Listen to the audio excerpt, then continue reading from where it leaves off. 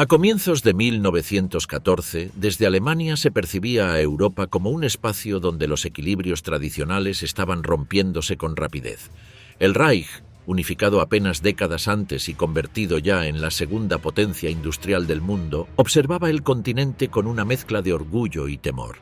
Su fuerza militar era considerable, su influencia política se expandía y, sin embargo, en Berlín dominaba la sensación opresiva de estar siendo acorralado. La alianza franco-rusa de 1892 pesaba especialmente sobre la mente de los estrategas alemanes. Francia no había renunciado al sueño de recuperar Alsacia y parte de Lorena, y Rusia, que atravesaba un período de crecimiento demográfico e industrial extraordinario, parecía avanzar hacia una fortaleza casi inabarcable. El Reich veía cómo, cada año, millones de nuevos habitantes engrosaban la población rusa, mientras sus industrias se modernizaban con ayuda financiera francesa. En los círculos militares alemanes circulaba la idea de que, si se esperaba demasiado, Rusia alcanzaría una potencia capaz de aplastar cualquier resistencia. A esa inquietud se sumaba el cambio repentino en la postura británica. Para Alemania resultaba desconcertante que el Reino Unido hubiese sellado acuerdos tanto con Francia en 1904 como con Rusia en 1907. Aunque en Berlín se creyó durante mucho tiempo que la motivación británica era detener el crecimiento de la flota alemana, en la práctica solo importaba un hecho: la Entente se había consolidado. El Reich quedaba rodeado por tres potencias que, juntas, representaban una amenaza estratégica de magnitud inédita. La sensación de cerco adquirió forma de obsesión. Muchos en Alemania comenzaron a considerar que solo una acción rápida, tal vez incluso una guerra preventiva, podría evitar un desbalance irreversible en Europa. La atención alemana se dirigió entonces hacia una región que desde hacía años ardía lentamente: los Balcanes. Allí, Austria-Hungría, el aliado más importante del Reich, enfrentaba el desafío creciente de Serbia, cuyo nacionalismo eslavo inspiraba movimientos separatistas dentro del propio imperio. En Berlín se seguían con inquietud los sucesivos descalabros diplomáticos austrohúngaros. La crisis causada por el golpe serbio de 1903 que elevó a los Karađorđević cada vez más orientados hacia Francia. La anexión de Bosnia a Herzegovina en 1908, que había denunciado la fragilidad del panorama balcánico, y sobre todo el fortalecimiento militar serbio tras las guerras balcánicas de 1912 y 1913. Para los dirigentes del Reich, estaba claro que la estabilidad del aliado se deterioraba con rapidez. Si Serbia seguía creciendo, Austria-Hungría, pieza clave del equilibrio continental, podía entrar en un colapso del que Alemania no saldría indemne. En ese clima de inquietud, el asesinato del archiduque Francisco Fernando en Sarajevo el 28 de junio de 1914 fue recibido en Alemania como un acontecimiento definitorio, no por pesar personal, sino porque el episodio proporcionaba a Viena el motivo que llevaba tiempo buscando para detener la amenaza serbia. Cuando los investigadores austrohúngaros informaron que el ataque había sido perpetrado por miembros de la Mano Negra con contactos en el ejército serbio, en Berlín se comprendió de inmediato que el incidente no podía quedar sin respuesta. Un imperio aliado había sido desafiado en el corazón mismo de los Balcanes. Si Austria-Hungría no actuaba con firmeza, su prestigio se derrumbaría y con él todo el sistema de seguridad alemán. Por eso, cuando Viena solicitó apoyo, Alemania no dudó. Entre el 5 y el 6 de julio, el Reich dio lo que los historiadores llamarían después el cheque en blanco, un aval absoluto para que Austria-Hungría actuara contra Serbia como considerara conveniente. Para los dirigentes alemanes, la oportunidad era excepcional. Rusia aún parecía debilitada tras la guerra con Japón, y en Berlín se suponía que difícilmente acudiría de inmediato en auxilio de Serbia. Francia, se creía, tampoco se aventuraría a una guerra continental tan pronto. Y el Reino Unido, ocupado en la defensa marítima de su imperio, probablemente no entraría en un conflicto provocado por tensiones balcánicas. El ultimátum austríaco enviado a Serbia el 23 de julio fue examinado en Berlín con atención. Sus exigencias, extremadamente duras, buscaban forzar una renuncia serbia que en la práctica la convertiría en un satélite de Viena, pero Serbia rechazó parte de las condiciones. Cuando el 28 de julio Austria-Hungría declaró la guerra, Alemania observó el desarrollo de la crisis con una mezcla de determinación y aprensión. La duda se disipó rápidamente cuando, 2 días antes, Rusia había ordenado la fase preparatoria de su movilización.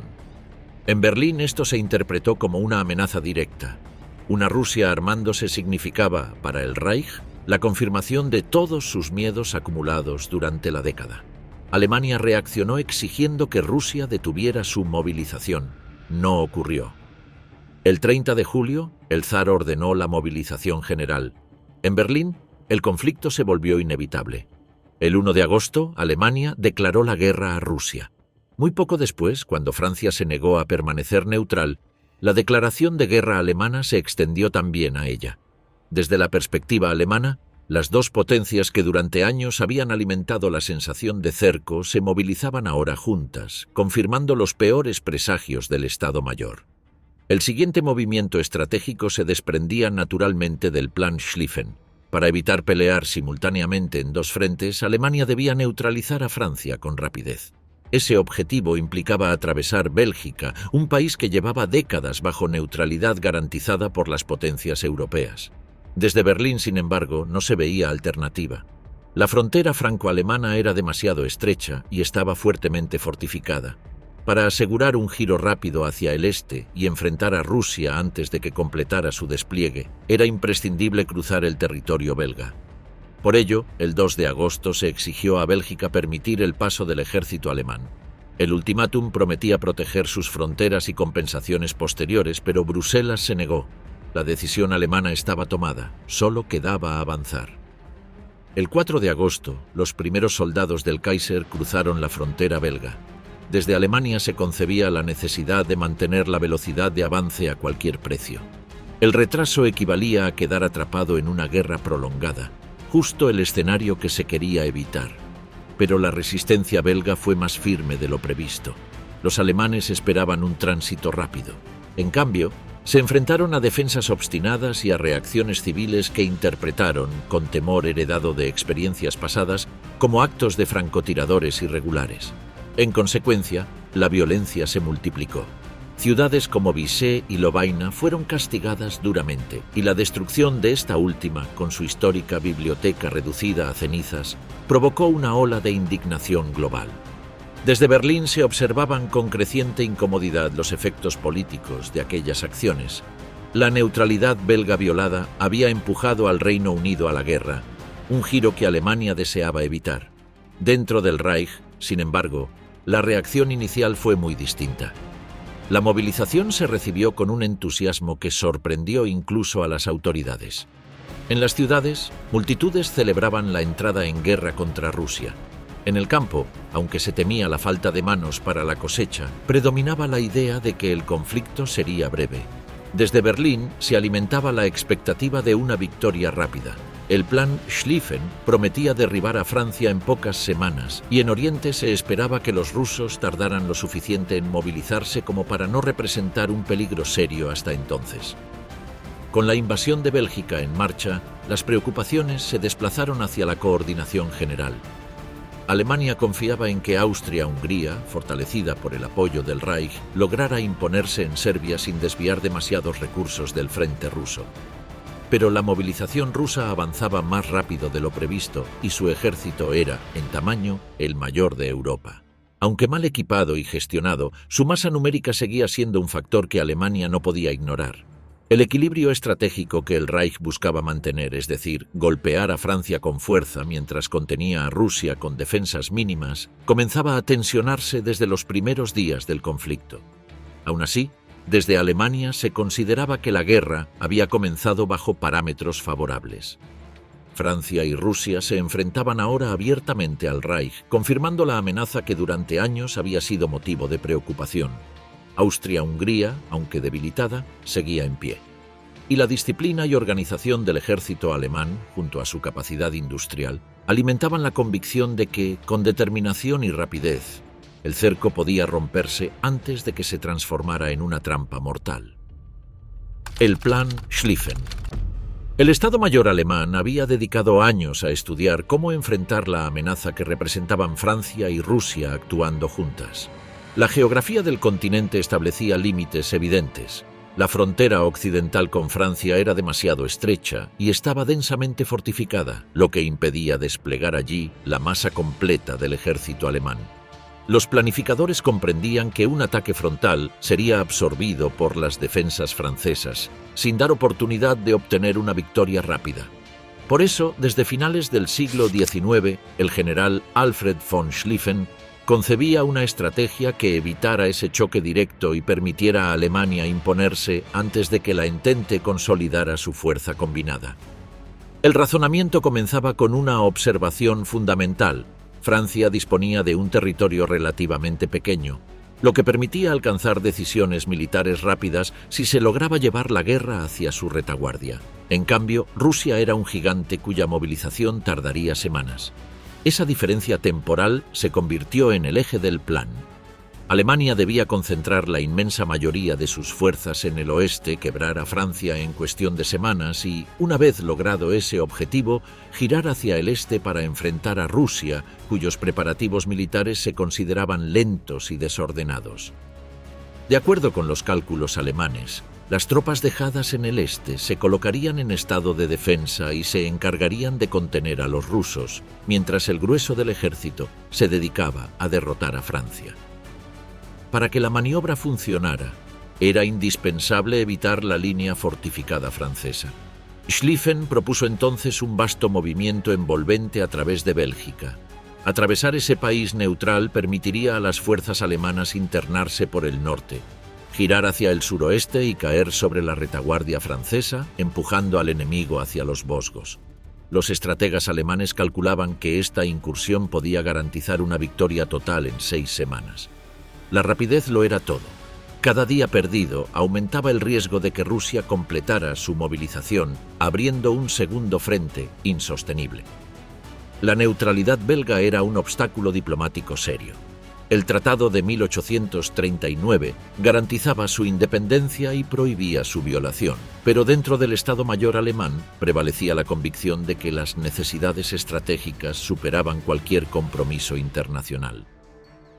Conscientes de que Bélgica había reforzado considerablemente sus defensas, levantando en ciudades como Lieja, Namur y Amberes algunos de los fuertes más modernos del mundo, los planificadores alemanes entendían que la invasión no sería un paseo militar. Aún así, estaban decididos a llevar adelante el plan, aunque tuvieran que burlar sus obligaciones internacionales y enfrentarse con la resistencia belga. La maniobra alemana debía ejecutarse con una precisión casi mecánica. El ala derecha del ejército, la más numerosa, sería la fuerza encargada del Gran Rodeo. Al avanzar por Bélgica, debía empujar hacia el sur y el suroeste, extendiendo una enorme curva que envolvería progresivamente al ejército francés. La velocidad de ese avance determinaba el éxito. Era necesario mantener una presión continua para evitar que los franceses replegaran sus fuerzas de forma ordenada. El objetivo final era cerrar la trampa cerca de los Vosgos, destruyendo o neutralizando a la mayor parte del ejército enemigo. Mientras tanto, las fuerzas alemanas situadas en Alsacia y Lorena tenían la misión secundaria de contener cualquier intento francés de ataque frontal. El plan también dependía de una valoración optimista del tiempo necesario para que Rusia completara sus preparativos. Según los cálculos alemanes, la movilización rusa exigiría varias semanas. Esa estimación, sin embargo, se demostraría errónea. La confianza excesiva en la lentitud rusa era un punto débil que pronto tendría consecuencias graves. Cuando Alemania aplicó el plan en agosto de 1914, la invasión de Bélgica se convirtió en el primer paso decisivo de la campaña. Las fuerzas alemanas avanzaron rápidamente, pero la resistencia belga fue mucho más intensa de lo previsto. La necesidad de superar fortificaciones, desviar tropas y contener focos de resistencia retrasó el movimiento envolvente. Cada retraso erosionaba el margen temporal que Schlieffen había considerado indispensable. Mientras tanto, en el este, la realidad comenzó a imponerse sobre las previsiones. Pese a su enorme tamaño y a sus dificultades estructurales, Rusia terminó su movilización mucho antes de lo esperado. El 11 de agosto ya estaba lista para operar contra Alemania, lo que resultó realmente catastrófico para el Estado Mayor alemán. La amenaza rusa obligó a enviar tropas hacia el frente oriental, debilitando el ala derecha encargada de la ofensiva decisiva en Francia. A medida que los alemanes penetraban en territorio francés, nuevos problemas desaceleraron su avance. Las líneas de abastecimiento se alargaron peligrosamente, complicando el suministro de municiones y alimentos. Para vigilar los territorios conquistados y contener la resistencia, fue necesario dejar atrás unidades que originalmente estaban destinadas a participar en la ofensiva principal. A esto se añadió el envío de refuerzos hacia el este, requerido para frenar el avance ruso. La fuerza ofensiva alemana, que debía ser avasalladora, comenzó a diluirse. Además, la falta de medios de comunicación modernos provocó fallos de coordinación dentro del dispositivo alemán, afectando el ritmo y la coherencia del plan. Cuando el ejército del Kaiser llegó a las cercanías de París, aún sembraba inquietud, pero ya había perdido parte de su potencia. La batalla del Marne, iniciada el 5 de septiembre, reveló el desgaste acumulado. Durante 4 días, alemanes y franceses se enfrentaron en un frente de 250 kilómetros sin lograr una decisión clara. Finalmente, una brecha en el dispositivo alemán permitió al cuerpo expedicionario británico atacar con fuerza, obligando al ejército alemán a retirarse el 9 de septiembre. 3 días después, se atrincheró en el Aisne. Para entonces, se había vuelto evidente que el plan Schlieffen había fracasado. El 14 de septiembre, Moltke fue reemplazado por Erich von Falkenhayn. Su destitución simbolizaba el fin de la estrategia ideada por Schlieffen. Lo que había sido concebido como una rápida campaña de aniquilación se transformó en una guerra prolongada, con frentes estabilizados y un futuro militar incierto. La Batalla de las Fronteras, 1914. El inicio de la guerra enfrentó a los ejércitos francés y alemán en una serie de choques que pronto serían conocidos como la Batalla de las Fronteras. Mientras el plan Schlieffen ponía en marcha su amplio movimiento envolvente hacia Bélgica, Francia lanzó su propia estrategia ofensiva, convencida de que un ataque inmediato podía recuperar Alsacia y Lorena y romper la cohesión del avance alemán. El choque entre ambas concepciones, que incluían el ataque rápido francés y la profunda maniobra alemana por el norte, marcó las primeras semanas del conflicto y determinó la transición hacia el estancamiento de trincheras que dominaría los años siguientes. Francia entró en la guerra con una doctrina que privilegiaba la ofensiva a toda costa. El ejército francés consideraba que el espíritu de ataque, la energía moral y la voluntad nacional podían superar incluso las defensas más sólidas. Esta confianza se reflejaba en los uniformes, pantalones rojos y chaquetas azules, vistosos en tiempos de paz, pero peligrosamente visibles bajo el fuego enemigo. Los franceses avanzaron con arrojo, pero también con tácticas rígidas que no tardarían en enfrentar la realidad de la artillería moderna y las ametralladoras. Mientras tanto, Alemania ejecutaba su penetración a través de Bélgica, encontrando más resistencia de la prevista y retrasando los tiempos que Schlieffen había imaginado como cruciales. Aún así, las fuerzas alemanas seguían empujando hacia el sur con la esperanza de envolver al ejército francés antes de que éste pudiera reorganizarse. Las primeras semanas mostraron un movimiento constante hacia el territorio francés, donde ambos ejércitos ajustaban sus líneas y buscaban posiciones ventajosas para el choque inevitable. A medida que los alemanes se adentraban en Francia, las dificultades logísticas comenzaron a acumularse. Las líneas de abastecimiento se alargaban y el aprovisionamiento de municiones y alimentos se hacía más complicado. Tropas que debían sostener el impulso ofensivo eran desviadas para vigilar territorios conquistados y contener a los belgas en Amberes. Además, otras unidades debían ser enviadas de urgencia al frente oriental, donde los rusos habían completado sorprendentemente rápido su movilización. Todos estos factores redujeron la fuerza del golpe alemán en el oeste, haciendo que su avance fuera menos decisivo de lo planeado. El choque directo entre alemanes y franceses se intensificó a finales de agosto y principios de septiembre. Francia lanzó ataques sucesivos en Alsacia y Lorena, intentando recuperar territorio perdido y obligar a Alemania a retirar fuerzas del norte. Aunque algunas ofensivas iniciales lograron avances limitados, el ejército alemán respondió con contraataques contundentes. Las pérdidas francesas fueron altas y quedó claro que la artillería alemana y sus sistemas de defensa hacían extremadamente costosos los asaltos frontales. No obstante, estas ofensivas francesas lograron en parte su objetivo. Desviaron recursos alemanes en un momento crítico, contribuyendo a desgastar su capacidad ofensiva a gran escala. Cuando el avance alemán alcanzó los alrededores de París, la situación general se volvió crítica. Las fuerzas alemanas llegaban cansadas y parcialmente descoordinadas, y los franceses, lejos de derrumbarse, se reorganizaban rápidamente. En este punto, los enfrentamientos de la Batalla de las Fronteras derivaron hacia un choque más amplio, la Batalla del Marne, que comenzaría el 5 de septiembre. Pero antes de ese momento decisivo ya se habían realizado combates intensos en regiones como Meaux, Dammartin y los pantanos de Sangon.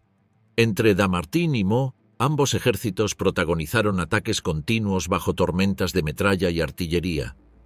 Ninguno de los bandos consiguió éxitos destacados. Los franceses sufrían especialmente por la visibilidad de sus uniformes y sus ataques en formación estrecha, que los convertían en blancos fáciles. El asalto a la bayoneta, símbolo de la doctrina ofensiva francesa, quedó rápidamente superado por la realidad industrial de la guerra moderna. En los pantanos de Sangon, la situación fue similar. Los franceses avanzaban lentamente, bajo un fuego que hacía casi imposible cualquier progreso significativo. Las pérdidas en ambos lados fueron enormes. El aprovisionamiento se volvió una prueba crítica. Francia tuvo que utilizar incluso los famosos taxis de París para trasladar refuerzos y municiones hacia el frente. Este recurso improvisado no solo ilustró la urgencia de la situación, sino también el esfuerzo colectivo que el país estaba dispuesto a realizar para detener el avance alemán. La tensión aumentaba día tras día mientras la enorme extensión del frente hacía cada vez más difícil sostener las operaciones. El 9 de septiembre, con la presión francesa aumentando y una brecha abierta por la intervención del cuerpo expedicionario británico, el ejército alemán comenzó a retirarse. La batalla, que había comenzado como un intento de imponer un desenlace rápido, se transformaba en un retroceso forzado. El desgaste acumulado era evidente. Los alemanes se atrincheraron en el Aisne 3 días después, marcando el final de la fase móvil de la campaña y el comienzo del estancamiento. El fracaso alemán en obtener una victoria decisiva comportó el colapso definitivo del Plan Schlieffen. Moltke, ya debilitado por la magnitud de los problemas de coordinación y por el impacto del avance ruso, fue reemplazado por Erich von Falkenhayn el 14 de septiembre. La estrategia alemana había llegado a su límite. Las fuerzas no habían logrado envolver a los franceses como estaba previsto, y la resistencia, combinada con la geografía, las comunicaciones deficientes y la fatiga de las tropas, había impedido una resolución rápida de la guerra. La batalla de Verdún, 1916. El ataque alemán sobre Verdún fue retrasado repetidas veces por el mal tiempo, mientras la inteligencia francesa comenzaba a percibir que se preparaba una ofensiva de enorme magnitud. Cada día de aplazamiento permitía a los defensores mejorar su estado de alerta, aunque sin la artillería y los refuerzos necesarios para resistir con garantías. El 19 de febrero la lluvia cesó. Al día siguiente, un sol cálido secó el barro. Y en la mañana del 21 de febrero de 1916, la batalla comenzó con un bombardeo monumental. Durante toda la mañana y parte de la tarde, el fuego alemán arrasó el sector, y en el Bois de Caux, un cuadrado de apenas 500 por 1000 yardas, cayeron unos 80.000 proyectiles antes de que la infantería alemana se pusiera en movimiento. La devastación era tal que, si los alemanes hubieran atacado en masa desde el principio, habrían sobrepasado las posiciones francesas en todo el frente de 8 millas. Sin embargo, el concepto táctico de Falkenhayn se basaba en la destrucción previa mediante artillería. La infantería debía avanzar solo después de que las defensas francesas hubieran quedado pulverizadas. Aún así, Dryant, que había preparado meticulosamente su sector, logró que parte de sus hombres sobrevivieran al infierno inicial. Él y la mitad de sus tropas resistieron hasta el día siguiente, cuando oleadas de infantería alemana lograron finalmente sobrepasarlos. Avances similares se produjeron en los flancos del Bois de Caux. las líneas exteriores francesas comenzaban a derrumbarse bajo el fuego y la presión numérica, obligando a los defensores a retroceder hacia los viejos fuertes de Vaux y Douaumont, situados en las alturas que dominaban la ruta hacia Verdún. El 23 de febrero, el desastre francés se evidenció en un mensaje enviado por un teniente de la 72ª División. El comandante y todos los jefes de compañía han muerto. Mi batallón ha quedado reducido a 180 hombres de 600. No tengo munición ni comida. ¿Qué debo hacer? La respuesta era inevitable. Sin refuerzos, nada podía hacerse. Al día siguiente, la línea exterior completa fue sobrepasada. Muchos defensores, superados por el terror, abandonaron sus posiciones y huyeron a la retaguardia. Solo los fuertes de Vaux y Douaumont se mantenían como puntos de resistencia en la pendiente que protegía el acceso directo a Verdún y, sobre todo, a los puentes del río Mosa, sin los cuales la defensa no podría sostenerse. El 25 de febrero, Douaumont cayó. No fue capturado mediante un asalto masivo, sino por un episodio casi fortuito. Un sargento alemán del 24º Regimiento de Brandeburgo, proyectado accidentalmente dentro del foso por la explosión cercana de un proyectil, decidió explorar el interior del fuerte. Allí encontró apenas unos pocos defensores franceses, a quienes convenció de rendirse. La noticia de la caída del fuerte se extendió con velocidad, provocando pánico en Verdún y entre los refuerzos que comenzaban a llegar. Depósitos de comida fueron saqueados ante rumores de que los puentes sobre la Mosa habían sido minados para una retirada general. Verdún parecía a punto de colapsar. Paradójicamente, la pérdida de Verdún podría haber sido beneficiosa para Francia. La ciudad se había convertido en una ratonera mortal, mientras que el terreno posterior, boscoso y quebrado, ofrecía mejores posibilidades defensivas con menos bajas.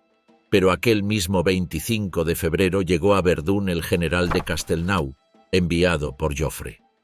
Tras evaluar la situación, decidió que el frente debía mantenerse a toda costa. La defensa de Verdún se transformaba así en un símbolo de la capacidad francesa para sostener la guerra y preservar la moral nacional. El mando táctico fue confiado a Philippe Pétain, quien asumió de inmediato e impartió la orden: «He tomado el mando, díganselo a sus tropas, resistan».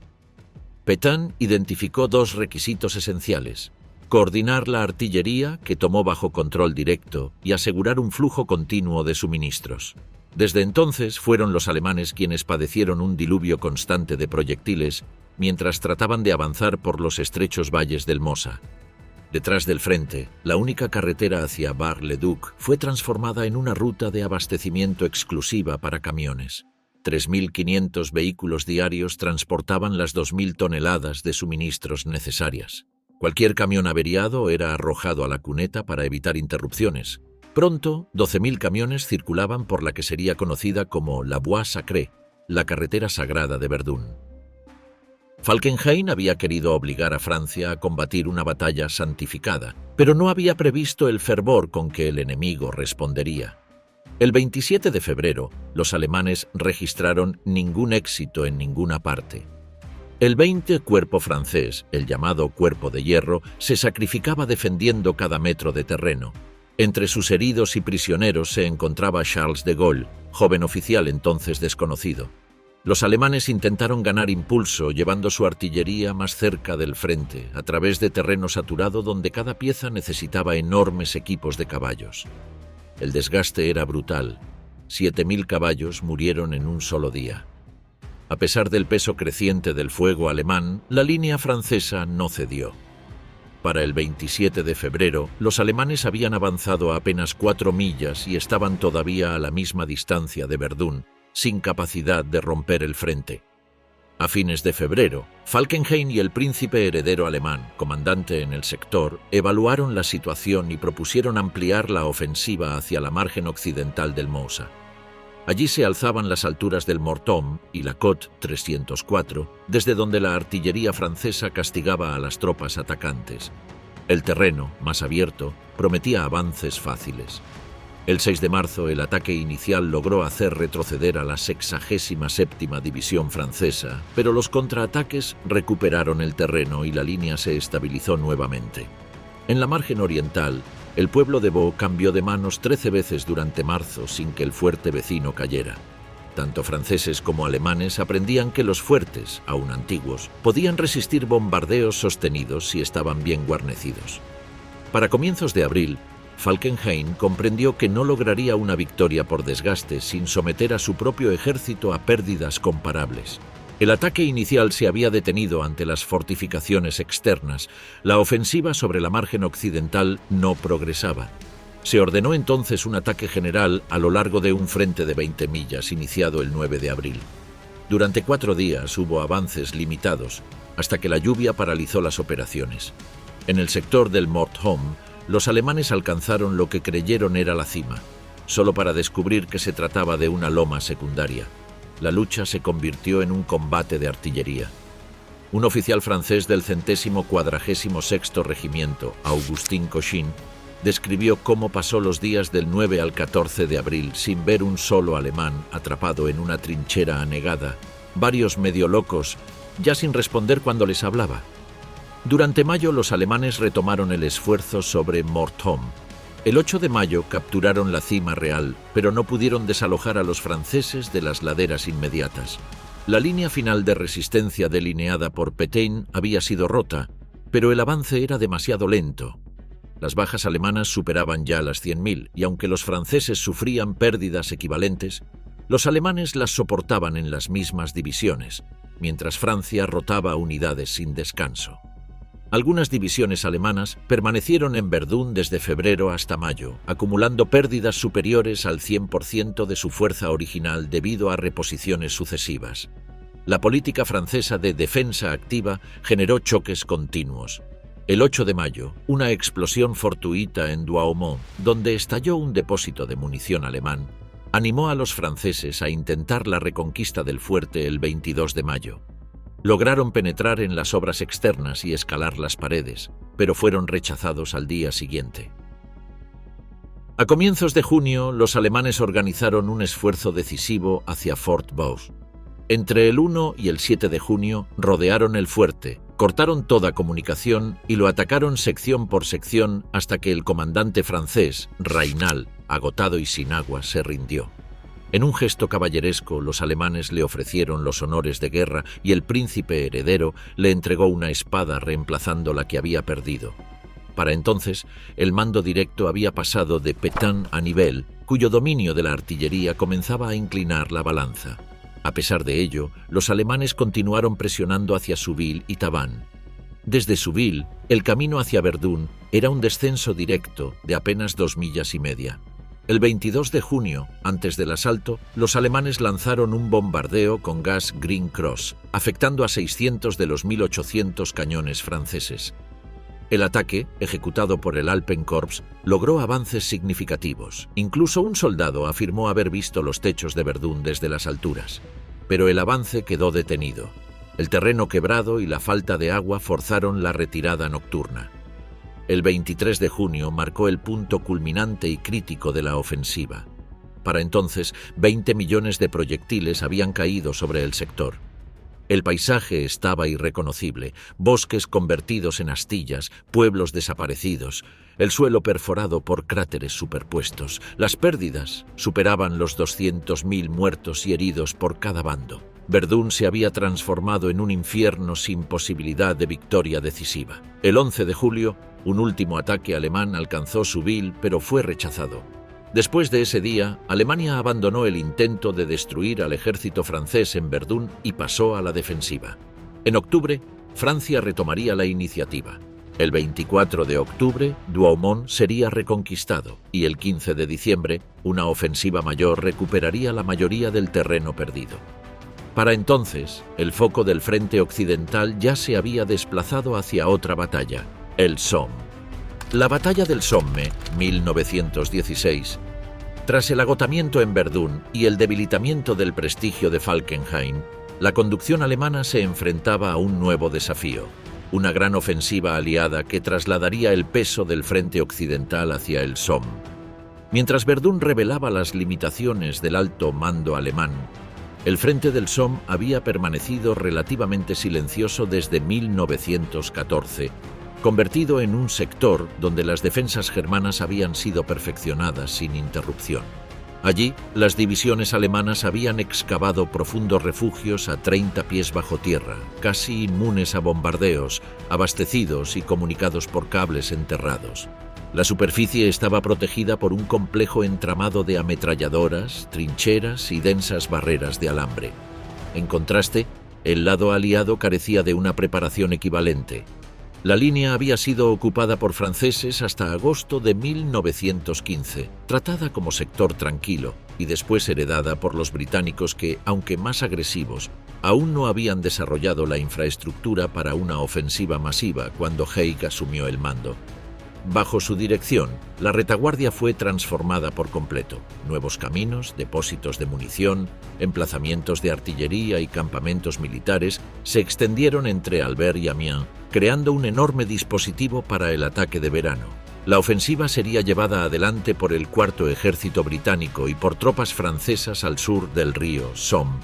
La mayoría de las divisiones eran unidades nuevas, producto del reclutamiento masivo promovido por Kitchener.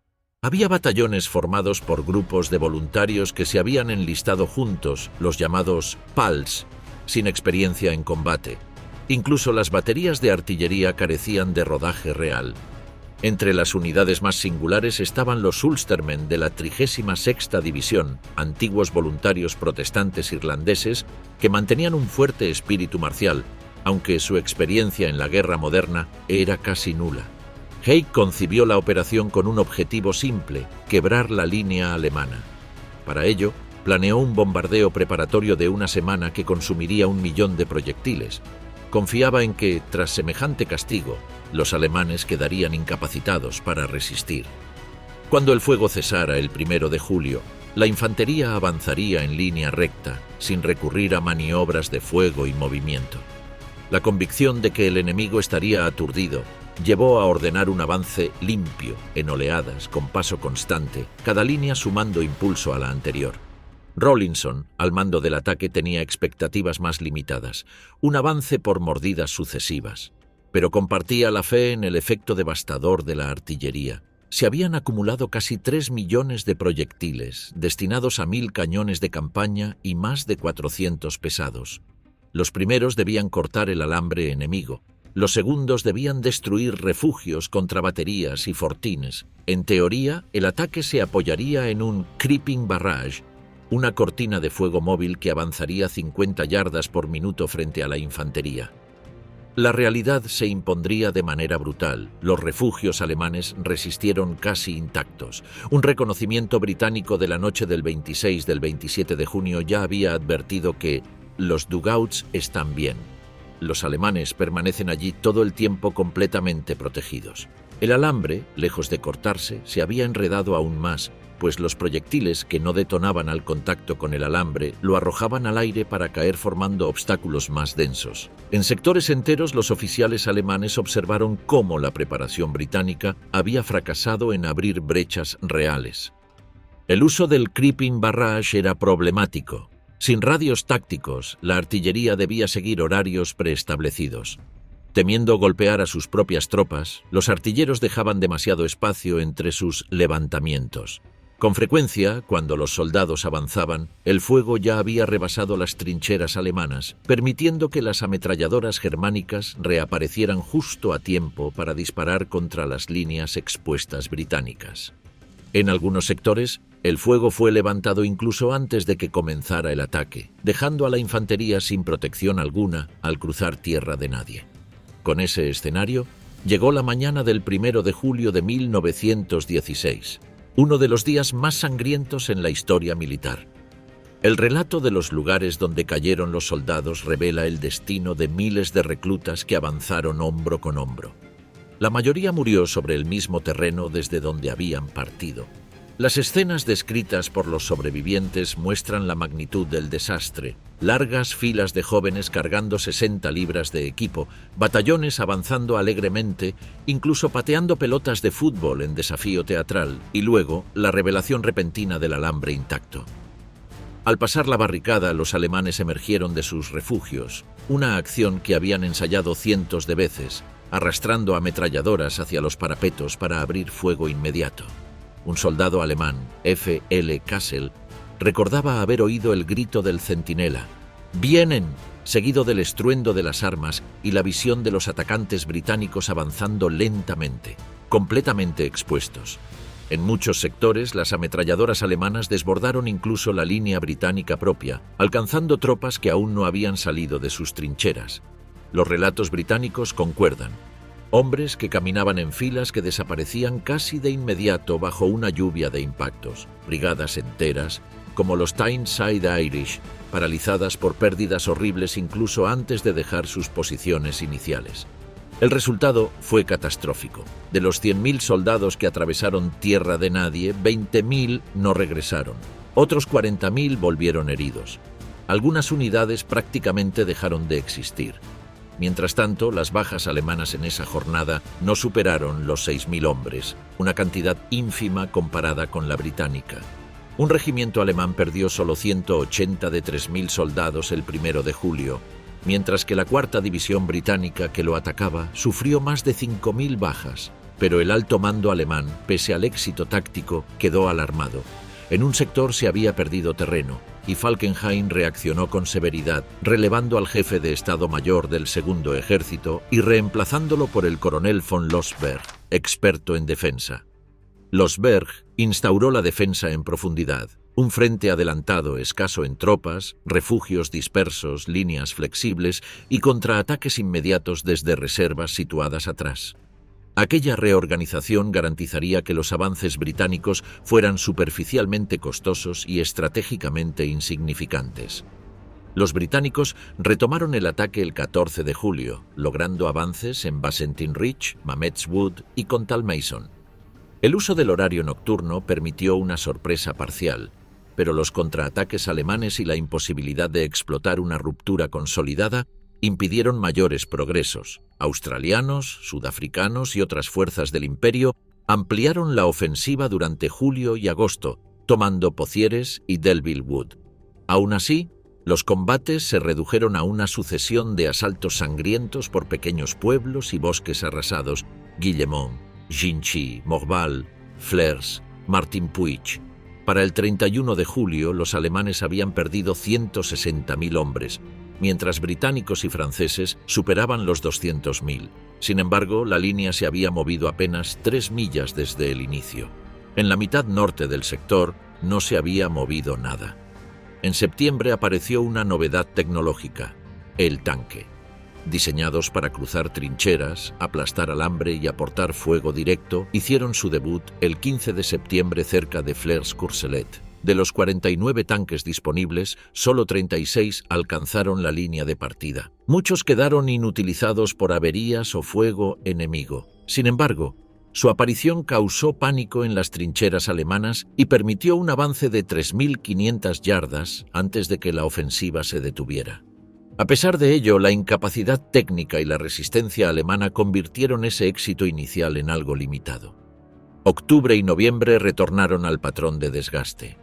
La lluvia convirtió el terreno calcáreo en lodo espeso, dificultando movimientos y suministros. Los ataques se repitieron en Thiepval, Transloy y el Valle del Ancre, pero la ganancia territorial fue mínima. Para el 19 de noviembre, cuando la ofensiva fue suspendida, la línea más avanzada se encontraba solo 7 millas por delante del punto de partida original. Las bajas totales del Somme superaron los 600.000 alemanes y los 600.000 aliados. Lo que para Francia quedó opacado por Verdún, para Gran Bretaña se transformó en su mayor tragedia militar moderna. Las divisiones de voluntarios, los PALS y CHUMS, que habían marchado al combate con entusiasmo patriótico, quedaron diezmadas. Las lápidas que hoy marcan la antigua línea del 1 de julio son aún un mapa del sacrificio. El Somme cerró definitivamente la edad de optimismo y abrió la puerta a una guerra de desgaste interminable, donde la sangre sustituiría a la maniobra. El Frente Oriental y la derrota rusa. La ofensiva rusa en Prusia Oriental fue una de las primeras grandes amenazas al plan alemán diseñado por Moltke para la guerra en dos frentes. Apenas unas semanas después del estallido del conflicto en 1914, dos ejércitos del Imperio ruso entraron en territorio alemán desde el este, poniendo en peligro la región de Prusia Oriental, parte fundamental del corazón geográfico del Reich.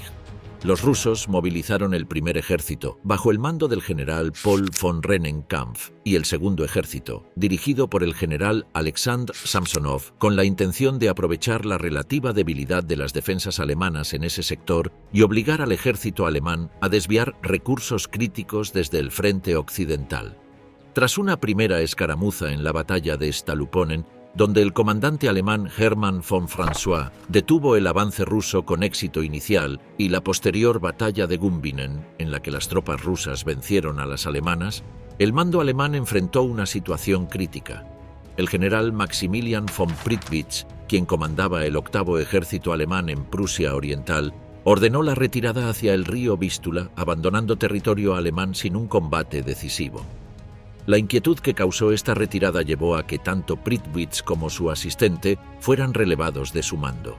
En su lugar se nombró al general Paul von Hindenburg y como jefe de su Estado Mayor al coronel Erich Ludendorff, con instrucciones claras de detener a los rusos antes de que su avance pudiera consolidarse.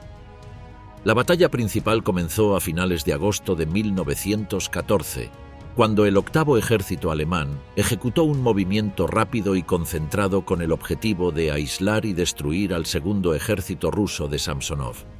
Aunque los ejércitos rusos combinados superaban en número a las fuerzas alemanas, los planes rusos no estaban bien coordinados y sus comunicaciones eran deficientes. Esto permitió a los alemanes interceptar y descifrar mensajes rusos sin cifrar, lo que les dio un conocimiento crucial de los movimientos y posiciones del enemigo y facilitó la preparación de una maniobra envolvente.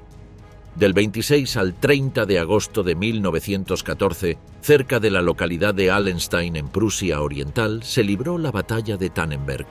Hindenburg y Ludendorff concentraron sus fuerzas para atacar al segundo ejército ruso antes de que el primer ejército pudiera unirse a él.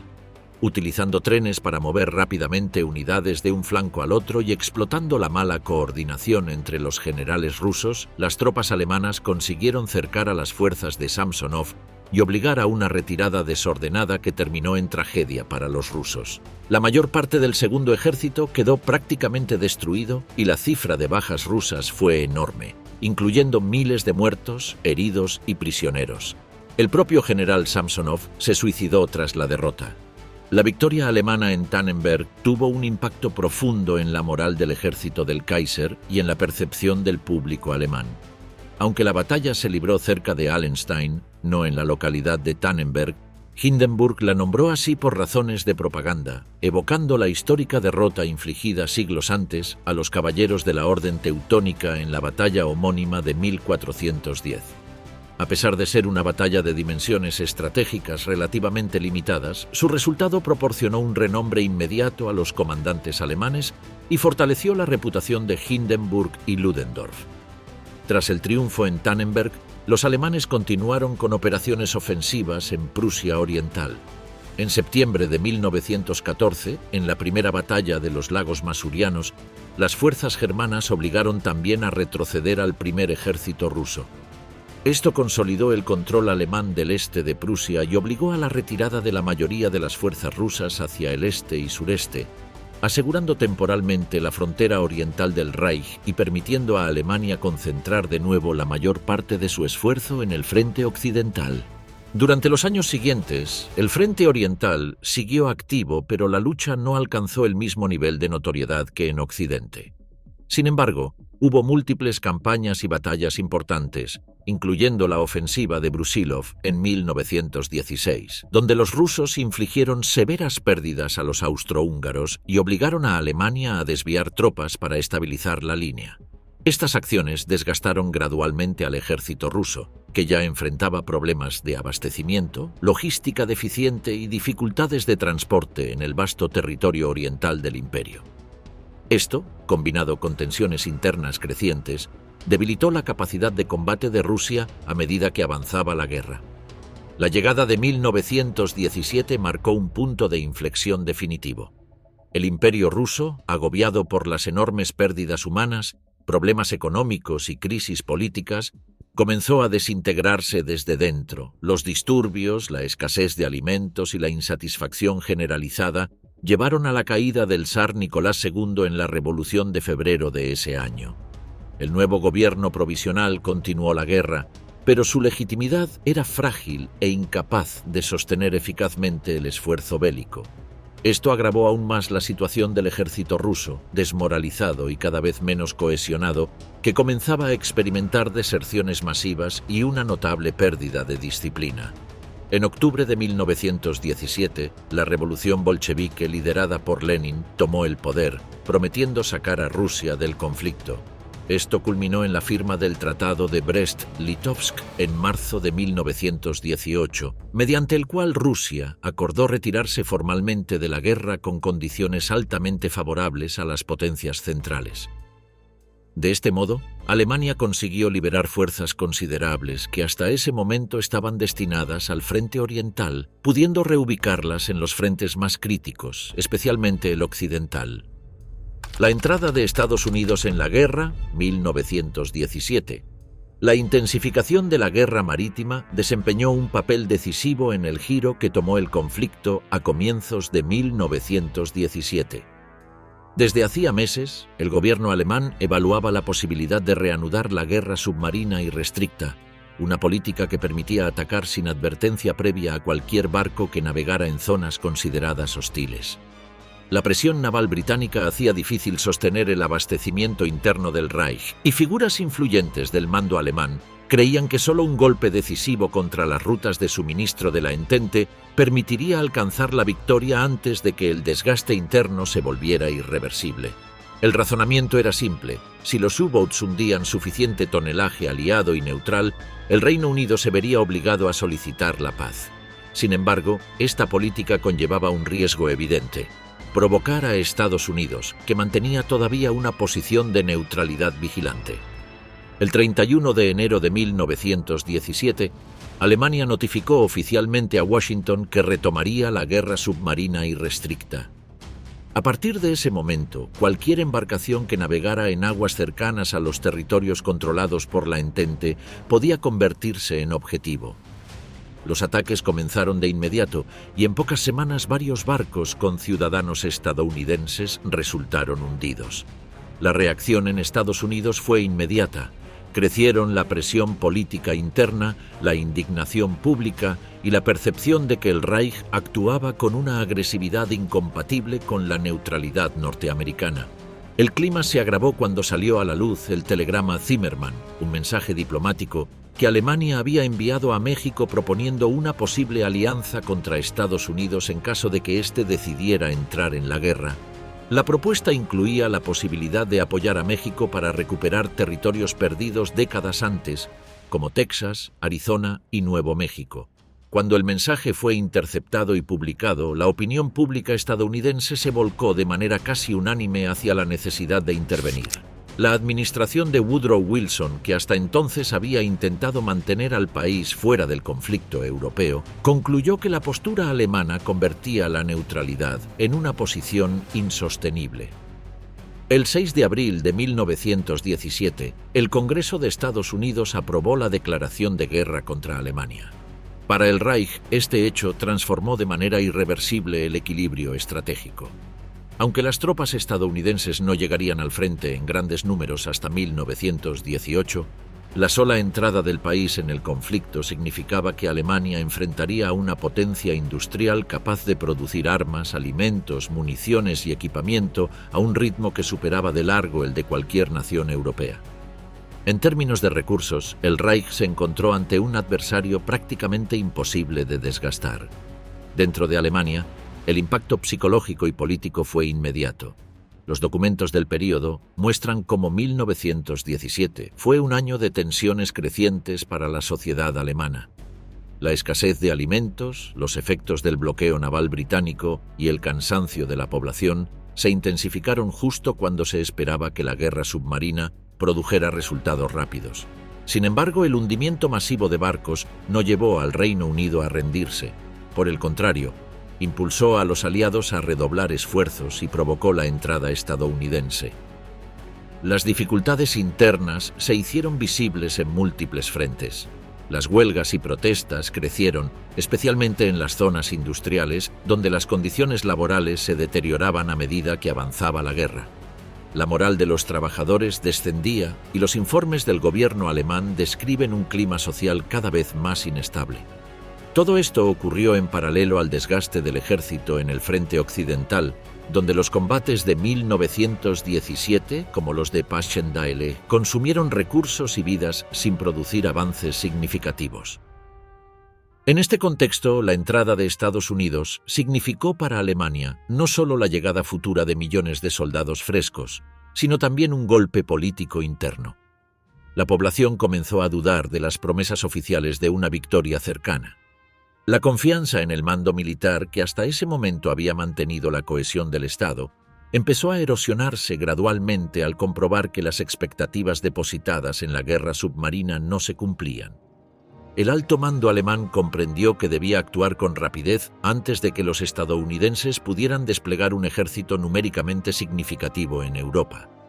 La estrategia de 1917 se centró por ello en intentar lograr una victoria decisiva en el oeste antes de que la balanza demográfica y material se inclinara de forma definitiva. Las operaciones de ese año fueron intensas, pero en esencia defensivas, en parte debido a la necesidad de reorganizar y redistribuir recursos. Mientras tanto, Estados Unidos avanzaba en su proceso de movilización. La capacidad industrial del país, que ya era considerable antes de la guerra, se expandió con rapidez en cuanto se transformó la economía para el esfuerzo bélico. El suministro de materiales a la Entente aumentó de forma sustancial, reforzando a Francia y al Reino Unido en un momento en que ambos países lidiaban con el agotamiento acumulado tras casi 3 años de guerra. Alemania, al contrario, entraba en una fase de desgaste crítico. Para finales de 1917, el gobierno alemán enfrentaba presiones económicas y sociales que amenazaban la estabilidad interna. La entrada de Estados Unidos agravó estas tensiones porque eliminaba la posibilidad de una victoria por desgaste. Si hasta ese momento Alemania podía aspirar a que la Entente colapsara primero, tras abril de 1917 la ecuación se invirtió. Cualquier prolongación del conflicto solo favorecía a los aliados. En este contexto, la Revolución Rusa y el colapso del Frente Oriental, aunque beneficiosos para Alemania en términos militares, no compensaron la nueva situación creada por la intervención estadounidense. La firma del armisticio con Rusia en diciembre de 1917 y del Tratado de Brest-Litovsk en 1918 liberó tropas alemanas, pero estas fuerzas adicionales no equilibraban la magnitud del poder industrial y humano de Estados Unidos. Hacia finales del año, el mando militar alemán era consciente de que el tiempo jugaba en su contra. La entrada de Estados Unidos había transformado la guerra en un conflicto global en el que Alemania, ya debilitada por las tensiones internas y los efectos del bloqueo, no podía competir a largo plazo. La Revolución de noviembre de 1918. El año 1918 encontró al Imperio alemán exhausto. Los efectos combinados del bloqueo naval británico, la escasez de alimentos y la creciente inflación habían erosionado la cohesión social. En las ciudades industriales, donde la presión económica se sentía con mayor intensidad, la población vivía en condiciones cada vez más precarias. Los informes del período muestran cómo el descontento crecía a medida que la guerra se prolongaba sin señales de una victoria cercana. La desnutrición se expandió en amplias capas de la sociedad, y el clima político comenzó a fragmentarse a lo largo de líneas ideológicas que se radicalizaban con rapidez. Este deterioro general ya se percibía en 1917, pero alcanzó un punto crítico al aproximarse el otoño de 1918. El fracaso de la ofensiva de primavera, la última gran apuesta militar alemana en el frente occidental, marcó el comienzo del derrumbe definitivo. Aunque Alemania consiguió avances significativos al inicio, la resistencia de los aliados, respaldada por la llegada de tropas estadounidenses frescas, convirtió la ofensiva en una operación insostenible. Las bajas y el desgaste de las tropas alemanas superaron por mucho las ganancias territoriales. Mientras el ejército perdía su capacidad ofensiva, la retaguardia sufría un deterioro aún más profundo. Los recursos escaseaban y la moral tanto de soldados como de civiles descendía hasta niveles que el gobierno imperial ya no podía controlar. El desorden social y el agotamiento económico se intensificaban, minando la autoridad del régimen. Las huelgas se multiplicaban, especialmente en los sectores metalúrgicos. La población urbana, enfrentada al frío y a la falta de alimentos, empezó a mostrar signos de abierta insubordinación. El sistema político imperial, basado en la figura del Kaiser y en la estructura militar prusiana, se encontraba desfasado frente a las demandas de democratización que crecían entre la población. La situación estalló en noviembre de 1918, cuando los marineros de la flota alemana en Kiel se negaron a cumplir una orden que consideraban suicida: realizar una salida al mar para enfrentar a la Royal Navy en una batalla final que muchos percibían como inútil. El descontento acumulado durante años dentro de las Fuerzas Armadas estalló en forma de motines. Los marineros fueron arrestados, pero las protestas se extendieron rápidamente. Trabajadores portuarios, obreros y soldados se sumaron a la revuelta. Los disturbios se propagaron por otras ciudades del norte de Alemania, iniciando un movimiento insurreccional que escapaba totalmente al control de las autoridades. En pocos días, la revuelta se extendió a Hamburgo, Bremen, Lübeck y otras ciudades portuarias. Los consejos de obreros y soldados, inspirados en parte por los sucesos que habían tenido lugar en Rusia un año antes, comenzaron a formarse espontáneamente. Su objetivo inmediato era frenar la guerra y democratizar el sistema político. En varias ciudades, estos consejos tomaron el control temporal de edificios públicos, estaciones ferroviarias y cuarteles. La autoridad del Estado imperial se debilitó de manera alarmante.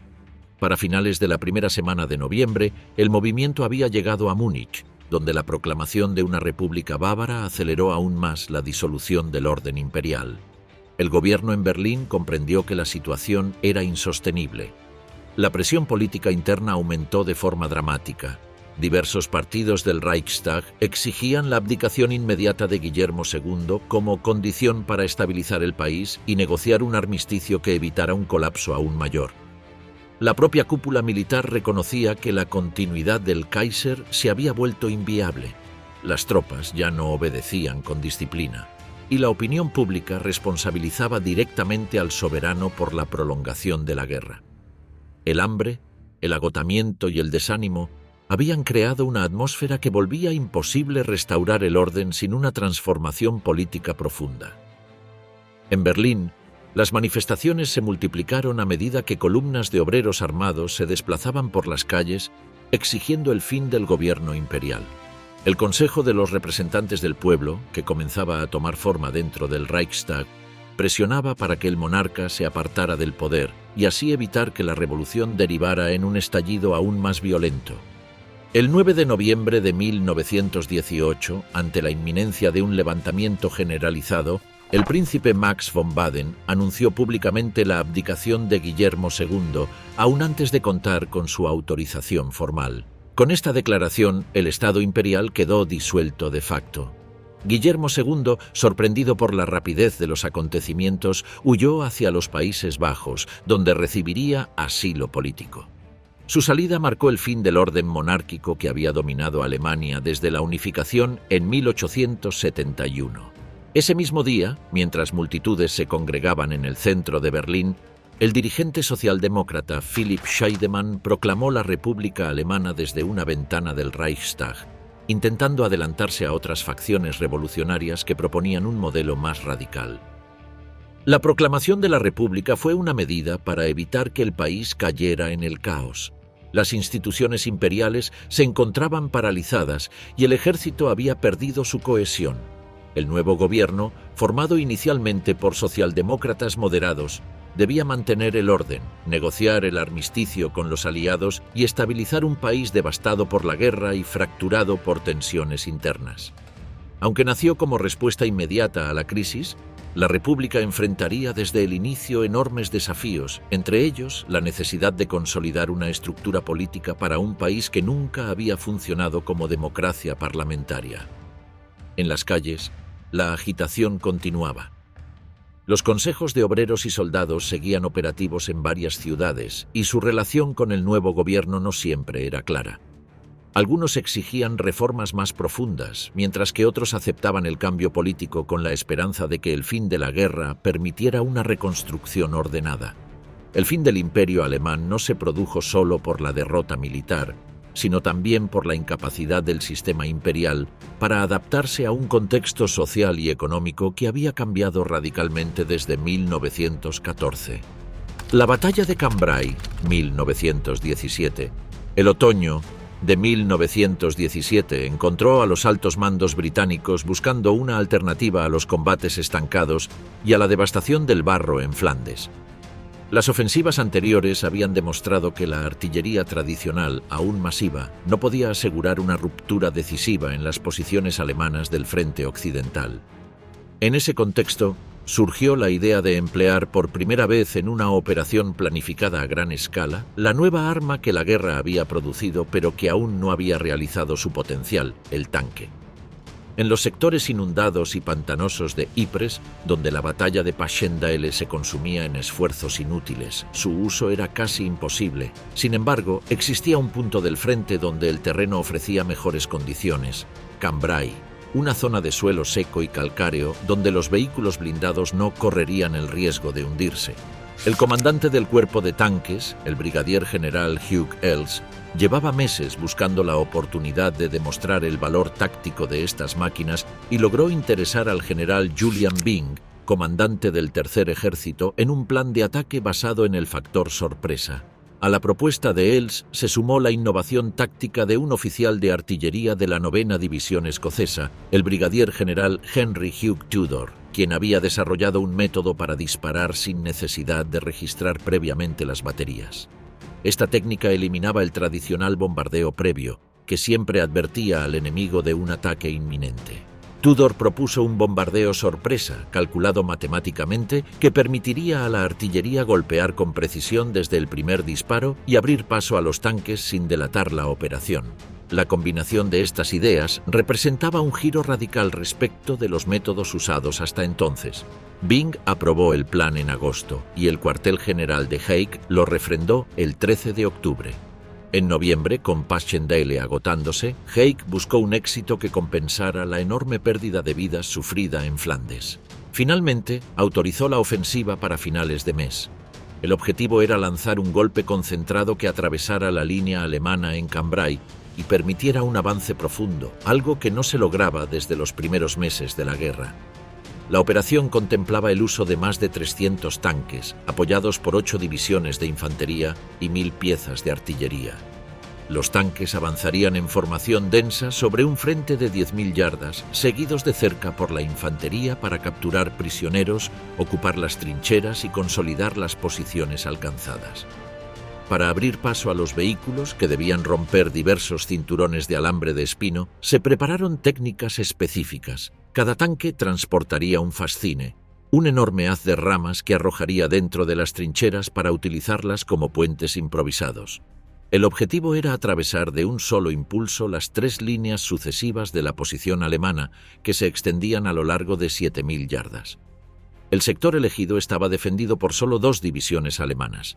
La 20ª Landwehr, considerada de 4ª categoría por la inteligencia aliada, y la 54ª División de Reserva, mejor entrenada y equipada.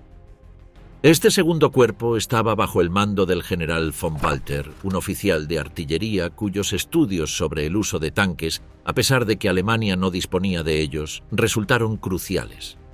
Walter había comprendido antes que muchos oficiales europeos las posibilidades tácticas de los vehículos blindados y entrenó a su artillería para destruirlos desde posiciones protegidas, un detalle que influiría profundamente en el desarrollo de la batalla.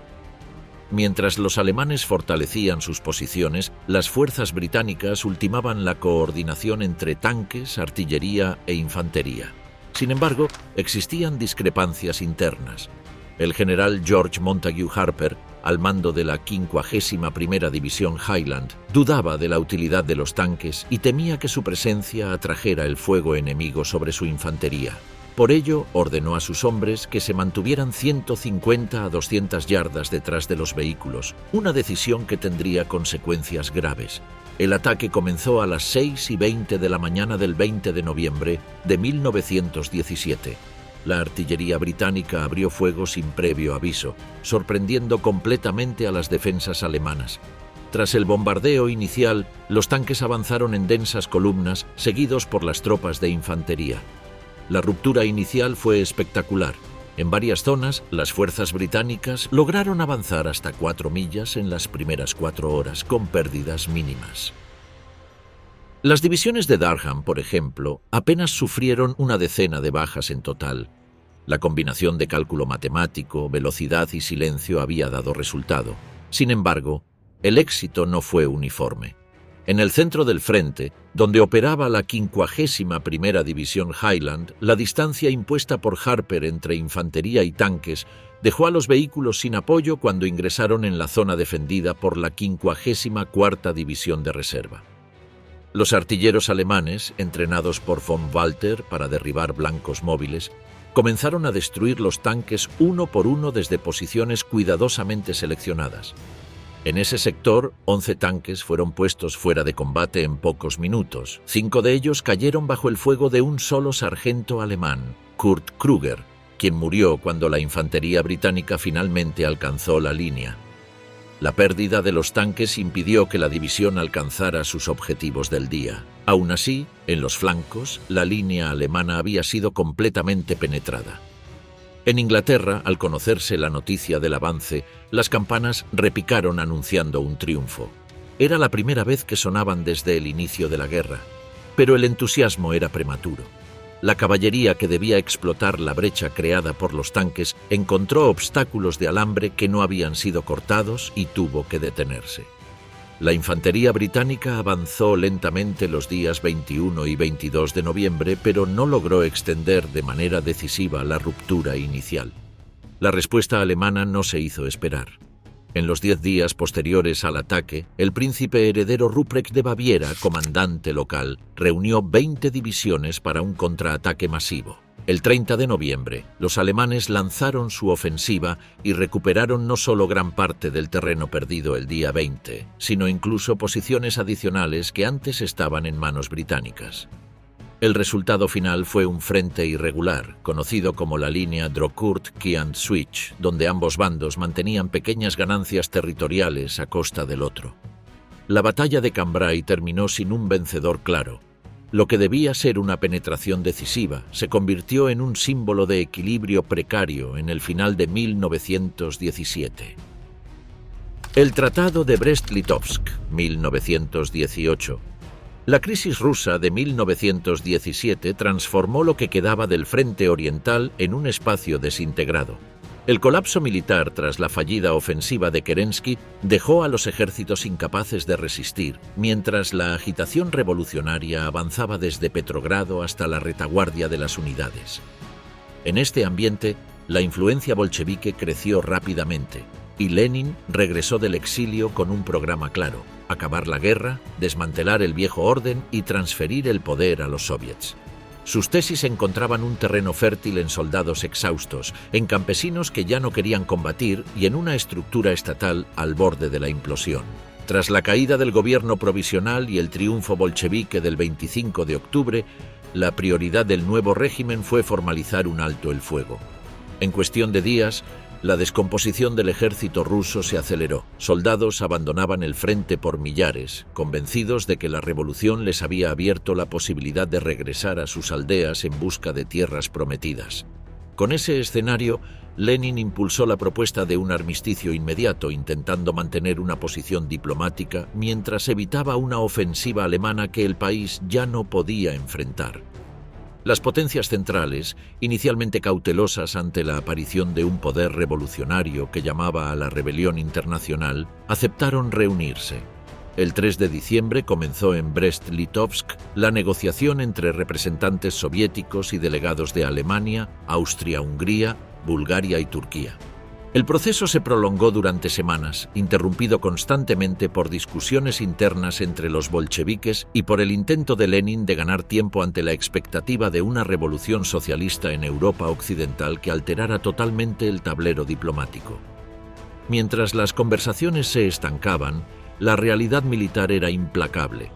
El armisticio tácito, sostenido de manera frágil sobre las líneas cada vez más vacías del ejército ruso, se derrumbaba. La delegación soviética rechazaba los términos alemanes que exigían la separación de vastos territorios occidentales del antiguo imperio zarista, incluyendo Polonia, Lituania y áreas de Ucrania. Lenin, aún consciente de que Rusia no estaba en condiciones de defenderse, esperaba algún giro que debilitara a Alemania antes de tener que aceptar una paz tan humillante. Pero la paciencia alemana se agotó. A comienzos de febrero de 1918, los jefes militares comunicaron que reanudarían la ofensiva si Rusia no firmaba. El 17 de febrero, la amenaza se materializó. El ejército alemán avanzó sin resistencia, recorriendo 150 millas en cuestión de días. La caída acelerada de posiciones estratégicas revelaba la profundidad del derrumbe ruso. Aquella ofensiva, más un paseo que una campaña, demostró que el frente oriental ya no existía en un sentido militar. En Petrogrado, el impacto fue inmediato. Lenin reconoció que continuar resistiendo era inviable y ordenó a su delegación aceptar los términos alemanes. En cuestión de días, la voluntad soviética de prolongar la negociación se desmoronó. El tratado fue firmado el 3 de marzo de 1918. Sus cláusulas suponían una amputación territorial sin precedentes.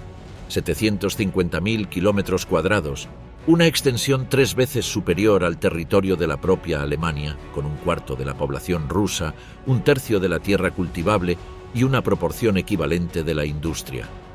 Para los bolcheviques, la firma era un sacrificio inevitable para mantener el poder y reorganizar el Estado.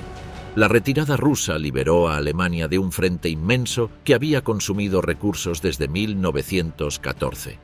Con el enemigo colapsado, el alto mando transfirió sus mejores divisiones al oeste, esperando emplearlas en una ofensiva decisiva antes de la llegada masiva de tropas estadounidenses. Ya antes de la firma, muchas unidades alemanas habían sido enviadas a Francia. El resto quedó encargado de ocupar Ucrania y explotar los nuevos territorios bajo supervisión militar.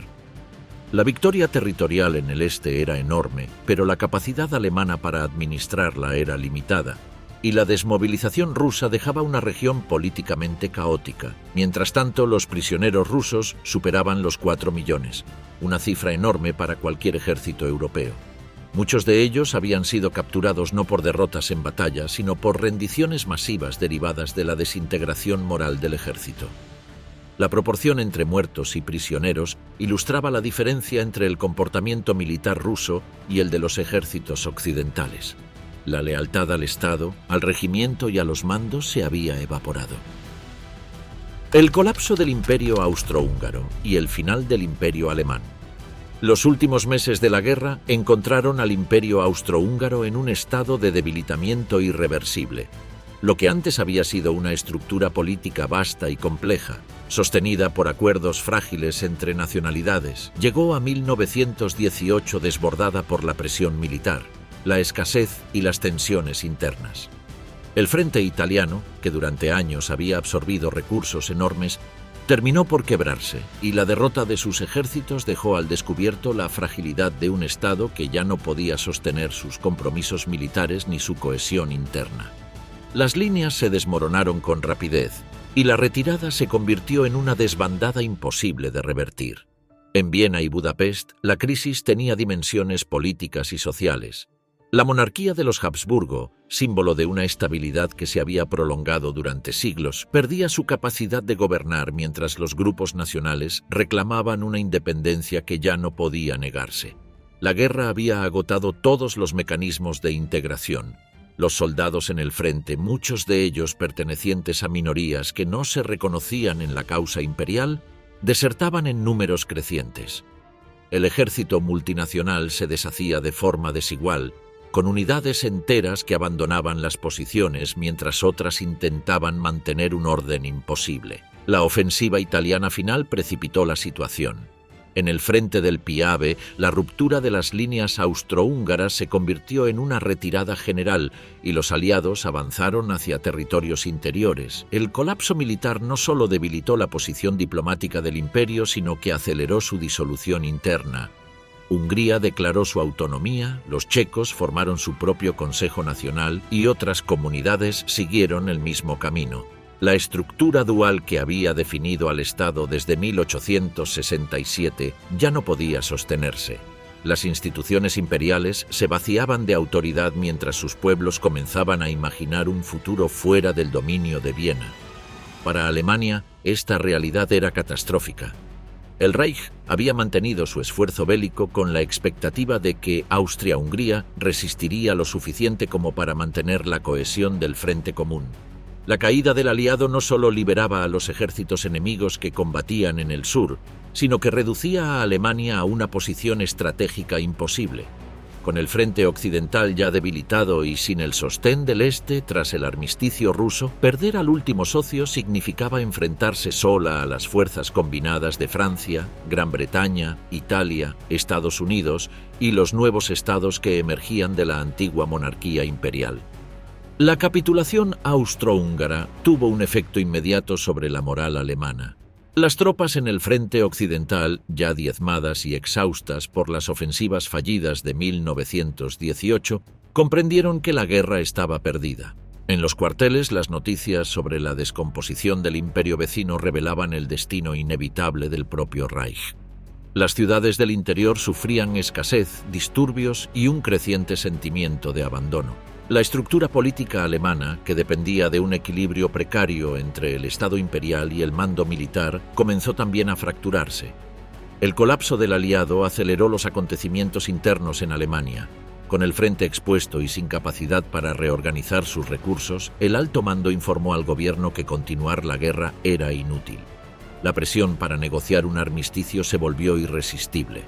Lo que hasta entonces había sido presentado como una retirada estratégica se reveló como un hundimiento general. El imperio alemán, que había buscado sostenerse mediante la disciplina militar y la centralización del poder, enfrentó súbitamente la evidencia de que la guerra no podía ganarse ni prolongarse sin riesgos de una implosión interna. Para el mes de noviembre, la situación era insostenible.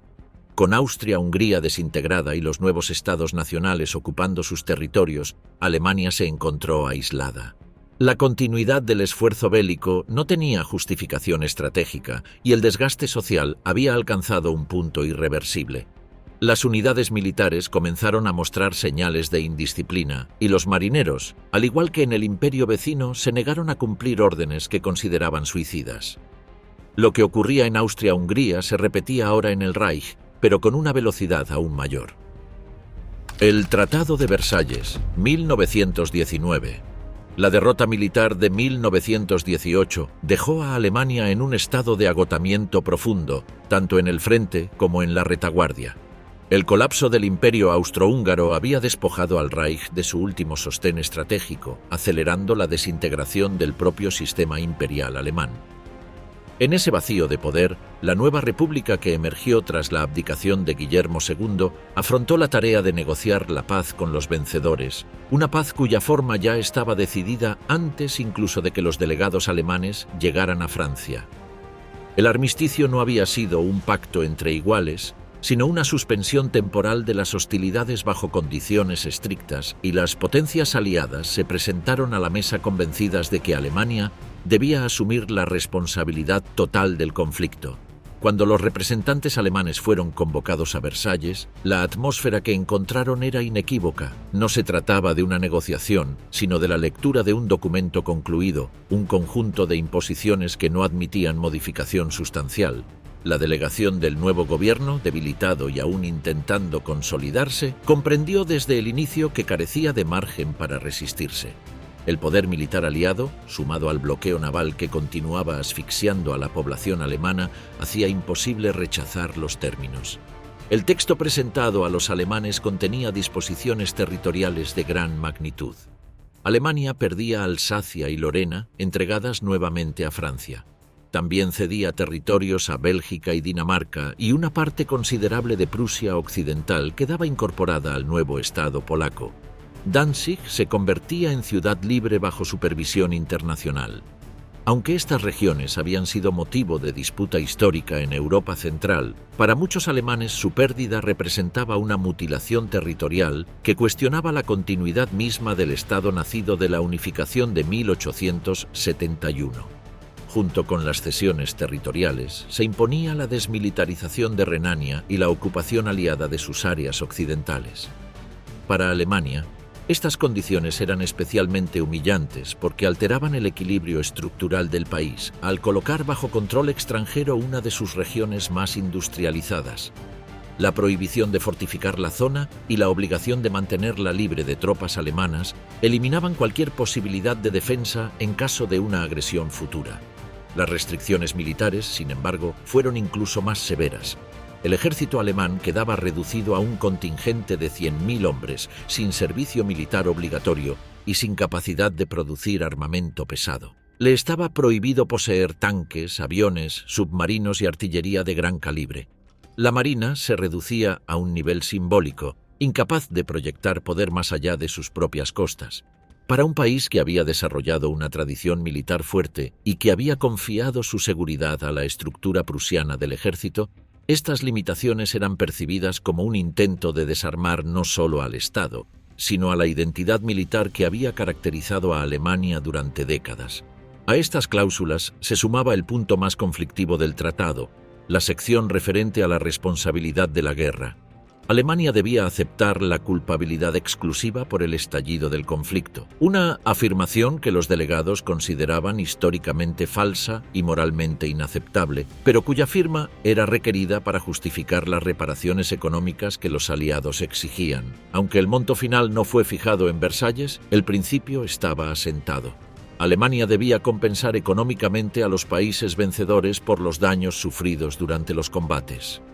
La combinación de pérdida territorial, desarme y reparaciones generó un sentimiento de profunda injusticia entre los alemanes. La delegación que había viajado a Versalles, consciente del riesgo que implicaba firmar un documento tan duro, intentó protestar. Pero no había posibilidad de renegociación. La alternativa era la reanudación de la guerra bajo condiciones aún más desfavorables, algo que el nuevo gobierno no podía afrontar, especialmente con un país debilitado, dividido políticamente y enfrentado a presiones internas que amenazaban la estabilidad de la joven república. El tratado fue firmado el 28 de junio de 1919, en el mismo salón donde 48 años antes se había proclamado el Imperio alemán tras la victoria sobre Francia en la Guerra Franco-Prusiana. Esa coincidencia de escenario, tan cargada de simbolismo, acentuó el impacto psicológico del acuerdo. El acto fue percibido en Alemania no como un cierre del conflicto, sino como una imposición destinada a humillar al país.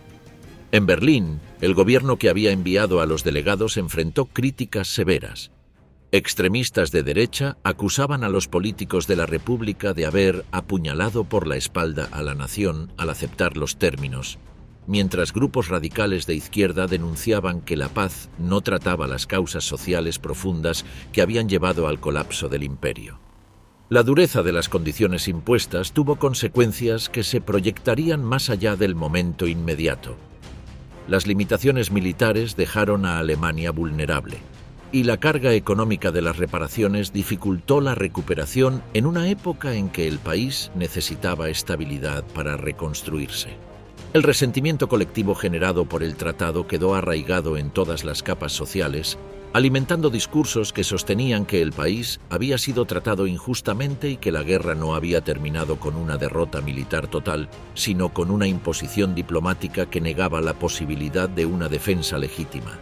Con el tiempo, el tratado se convirtió en uno de los elementos más citados por quienes buscaban deslegitimar la República y restaurar un sentimiento nacionalista agresivo, especialmente encarnado en la figura de Adolf Hitler. La paz de Versalles no logró integrar a Alemania en un sistema europeo estable y en cambio contribuyó a un clima de tensión política que marcó toda la década siguiente.